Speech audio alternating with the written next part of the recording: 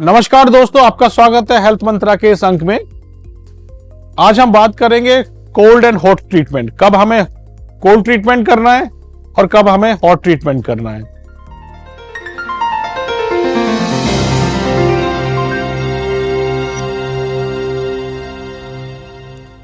Ice से हम cold treatment कर सकते हैं। कब हमें कोल्ड लगाना है, कब हमें हॉट लगाना है, वो हमारे लिए सबसे ज्यादा जरूरी है। और कितना लगाना है, उसको ज्यादा नहीं करना है, ये भी जरूरी है। दो गलतियां लोग अक्सर करते हैं। कोई भी ट्रीटमेंट को वो ज्यादा करने लगते हैं जब उन्हें अच्छा लगता है, उससे उनको नुकसान हो सकता है, आइस बर्न हो सकता है। और गर्म की बात करें तो काले धब्बे पड़ जाते हैं, ब्लैक स्पॉट पड़ जाते हैं। तो पहले हम बात करेंगे कोल्ड थेरेपी की। आप देख पा रहे हैं मेरे हाथ में आइस है। आइस से हम कोल्ड ट्रीटमेंट कर सकते हैं। कोल्ड ट्रीटमेंट करने के कई तरीके हैं। डायरेक्ट आइस लगा सकते हो, आइस मसाज दे सकते हो, आइस बकेट में इमर्शन टेक्निक यूज कर सकते हैं, या कोल्ड पैक। नॉर्मली लोग घर में कोल्ड पैक रखते हैं फ्रीजर में, उससे अप्लाई कर सकते हैं। नंबर 1, आइस का टेम्परेचर थेरापेटिक होता है। नंबर 2, उसको 10-12 मिनट से ज्यादा करने का कोई लाभ नहीं है। उसके बाद बॉडी का होमोस्टेसिस शुरू हो जाता है, मतलब बॉडी रेस्पॉन्ड करती है और वो आपको टेम्परेचर फील नहीं होगा, नम हो जाता है पार्ट। तो उससे ज्यादा करने से आप अपना टाइम वेस्ट करोगे या फिर आइस बर्न करने का चांस होगा। जैसे अक्सर बुजुर्ग के सेंसिटिविटी कम होती है तो उनको आइस बर्न हो सकता है। चोट लगती है तब हमें सबसे पहले आइस लगाना है। आइस इसलिए लगाते हैं कि आइस के एनेस्थेटिक इफेक्ट्स होते हैं। जैसे आप आइस लगाओगे थोड़ी देर में वो एरिया नम हो जाएगा, तो पेन की फीलिंग कम हो जाती है और फिर उसको आप बैंडेज कर सकते हो या आप कंसल्ट कर सकते हो मेडिकल पर्सन से। एनेस्थेटिक इफेक्ट्स के बाद जो इसका इफेक्ट्स आता है वो स्वेलिंग को कम करता है। कभी इंजरी हो या किसी जॉइंट में स्वेलिंग हो, पहला हमारा काम होना चाहिए आइस एप्लीकेशन। आइस का पहला एनेस्थेटिक इफेक्ट होता है। नंबर 2, वो स्वेलिंग को कम करता है। जब आइस लगाते हैं तो वो एरिया रेड हो जाता है। वो हमें ये दिखाता है कि वहां पर ब्लड सप्लाई बढ़ गई है। उस एरिया की रेडनेस ब्लड को रिप्रेजेंट कर रहा है। ब्लड सप्लाई बढ़ती है तो उस एरिया में जो कंजेशन होता है उसको वो ड्रेन करता है। जो इन्फ्लेमेटरी प्रोडक्ट्स अंदर डिपॉजिट हो जाते हैं उनको निकाल देता है। वही प्रोडक्ट, वो प्रेशर, स्वेलिंग का प्रेशर हमें पेन कर रहा होता है, तो इनडायरेक्टली हमें पेन में आराम मिलता है।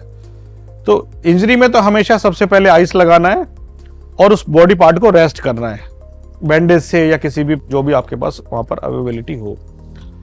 उसके बाद अगर जॉइंट में आपको किसी और कारण से स्वेलिंग आए या मसल में पेन आए, आपको लगे उस एरिया में स्वेलिंग है, तो आइस बेटर ऑप्शन है हॉट से। लोगों में ये धारणा है कि हमारे यहाँ ठंडा से दर्द बढ़ जाता है। ऐसा नहीं है। अगर ठंडे से दर्द बढ़ता है तो जो लोग ठंडे इलाके में रहते हैं वो हमेशा दर्द में रहते हैं। टेम्परेचर से दर्द का कोई रिलेशन नहीं है। दर्द का कारण इन्फ्लेमेशन होता है, इंजरी होता है, या और भी कई कारण होते हैं। आइस आप विंटर में भी इस्तेमाल कर सकते हो और आप प्रैक्टिकली डरने की जरूरत नहीं है। आप अपने हाथ में भी आइस अगर पकड़ के देखोगे तो पहले वो आपके हाथ को नम कर देगा और उसके बाद थोड़ी देर बाद जब आप उसको वाइप करते हो पानी उस पे से, तो आपको गर्म की फीलिंग आएगी, क्योंकि बॉडी रेस्पॉन्ड करती है ठंडे के लिए और बॉडी हीट प्रोड्यूस करती है। इस मैकेनिज्म को हम यूज करते हैं पेन को रिलीव करने में और स्वेलिंग को कम करने में। अच्छा, 10 मिनट से ज्यादा इसलिए नहीं करना कि अगर आप 10 मिनट के बाद करते रहोगे, एक तो बॉडी का टेम्परेचर कांस्टेंट हो जाएगा और बॉडी का बैलेंसिंग सिस्टम शुरू हो जाएगा और वो उसको टेम्परेचर को आगे बढ़ने नहीं देगा, मतलब उसको गिरने नहीं देता है टेम्परेचर को। तो हमारे पास वेस्ट है और उससे आइस बर्न होने का चांस है। आप अगर ज्यादा इस्तेमाल करोगे तो आइस बर्न हो सकता है या काले धब्बे पड़ सकते हैं। देखिए, जो मेथड है जो मैं प्रेफर करता हूं, आइस मसाज। जो आइस को अपने हाथ, दूसरे जिस हाथ से पकड़ना है उसको टॉवल में पकड़िए, जिस पार्ट पे आपको अप्लाई करना है उस पर मसाज करिए हल्के हल्का। मान लीजिए आपने 1 मिनट तक मसाज किया, पानी इकट्ठा हो जाएगा, उसको फिर पॉज दीजिए, सुखा दीजिए और फिर दोबारा कीजिए। ऐसा 10 मिनट तक करते रहिए। यह ध्यान रखना है जब पानी इकट्ठा हो जाए तो पानी को सुखा देना है,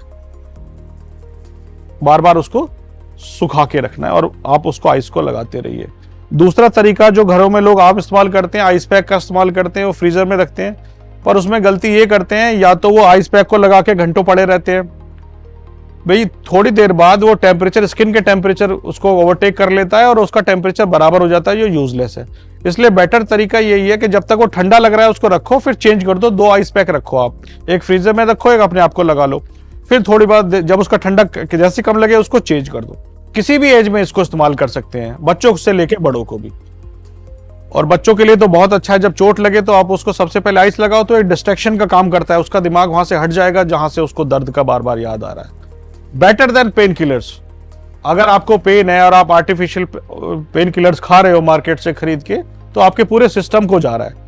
अगर हम एक लोकल उसी एरिया में केवल आइस करके उस एरिया को पेन को कम कर सकते हैं, तो ये बहुत अच्छी बात है। इकोनॉमिक भी है, आइस सबके पास होती है और हम हमारे बॉडी के मेटाबॉलिज्म को डिस्टर्ब नहीं करेगा, कोई केमिकल का यूज नहीं करेगा। अगर आपको डायरेक्ट आइस लगाना है, मसाज नहीं करना है, तो आप बेटर तरीका ये है कि एक स्किन और अपने स्किन और आइस के बीच में टॉवल रखिए, पतला कपड़ा रखिए, फिर उसको लगाइए।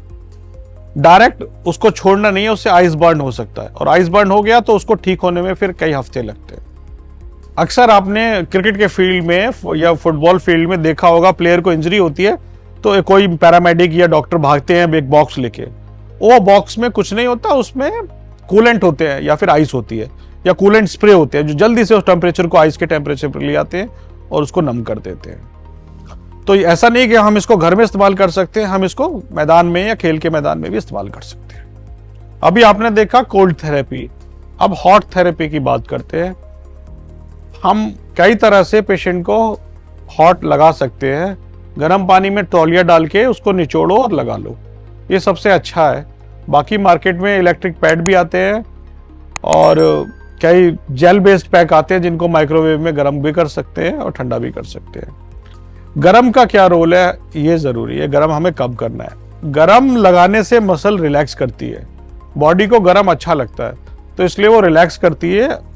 जहां भी मसल टाइट लगे आपको, या मस्कुलर पेन हो या मसल मूवमेंट स्टिफनेस हो जहां पर, तो वहां पर सबसे ज्यादा रोल गरम का है। वहां ठंडा नहीं लगाना है, गरम से आपको आराम मिलेगा। सबसे जरूरी बात यह भी है कि आपकी बॉडी आपको खुद बताएगी। गरम लगने से जब आपको अच्छा महसूस हो रहा है तो इसका मतलब आपकी बॉडी को वहां गरम चाहिए। पुराना दर्द होता है, थकान का दर्द होता है, स्ट्रेस का दर्द होता है, खेल के आप आए हैं, तो गरम से सिकाई करने में आपको आसानी मिलती है। अर्थराइटिक पेन होते हैं, रेगुलर क्रोनिक चल रहे होते हैं, आपके थोड़ा ज्यादा चलने से, एक्टिविटी करने से बढ़ जाता है, तो गरम करने से आपको आराम मिलेगा। पानी को गरम कीजिए, उसमें 2 टॉवल डाल दीजिए, एक टॉवल को निचोड़ के लगाइए, इतने दूसरा टॉवल गर्म हो जाएगा, और ये एक टॉवल आप अपने बॉडी निचोड़ कर जहां जिस पार्ट की सिकाई करना है उस पर लगा सकते हैं। जब थोड़ी देर में नॉर्मल लगने लगेगा, इसको हटा दीजिए और अपना टॉवल चेंज कर लीजिए। ऐसा 10 मिनट तक करना है, 10 मिनट काफी है, उससे ज्यादा करने की जरूरत नहीं है।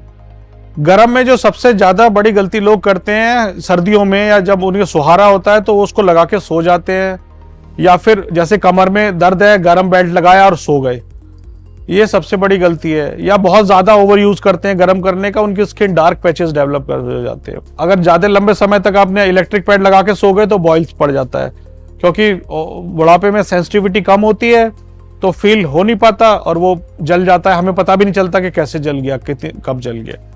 आपको दर्द है, आपने गर्म से सिकाई किया, अब आप चल रहे हो, कोई दिक्कत नहीं हो रही, तो आप उसको बार बार मत करिए। ये नहीं कि आपको दर्द ठीक हो गया फिर भी आप सिकाई करे जा रहे हो। आप ऐसा नहीं कि अर्थराइटिस, गर्म सिकाई करने से अर्थराइटिस रिवर्स हो जाएगी।